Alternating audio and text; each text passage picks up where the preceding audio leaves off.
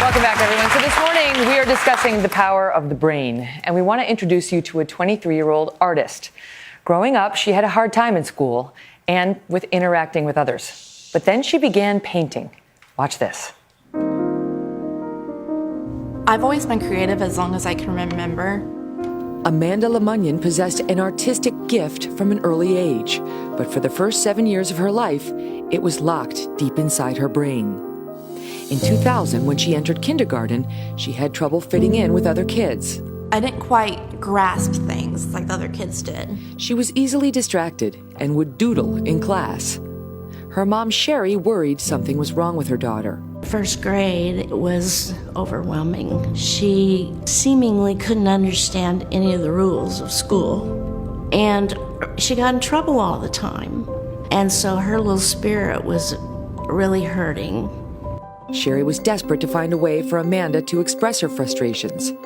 She knew her little girl liked drawing and painting, so she found an art teacher to give her private lessons. I went back and knocked on the door, and there they were with paint all over them. And she said, "I think this girl can paint."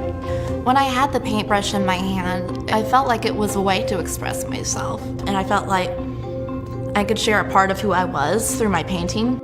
Art became the key that unlocked her abilities. At 7 years old, she painted these flowers. Everyone who saw her early paintings were just overwhelmed with how beautiful they were, at her age especially. Sherry was relieved Amanda could finally express herself. But there was still something missing. Why did she have trouble in school?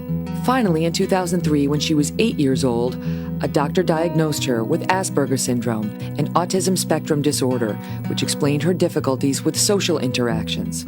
A lot of people told us, maybe you should just keep her home. And we did everything the opposite of what a lot of people were telling us to do.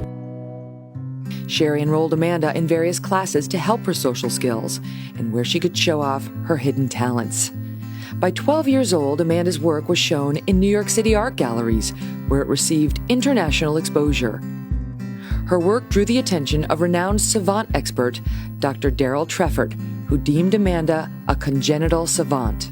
And I said, "Well, I don't understand that because Amanda has a teacher." And he said, "Well, that's true. However, another child at 7 could take those lessons and wouldn't paint like Amanda paints." The fact that people all over the world wanted to know who I was and to know my story, I think, was extremely humbling and very surreal. When I was labeled a savant, it helped me to realize that is an innate part of who I am. And now Amanda's branching out from art. She is trying acting and singing and has even performed at Carnegie Hall. When we come back, we're going to find out if these abilities really are hidden inside of all of us. Don't go away.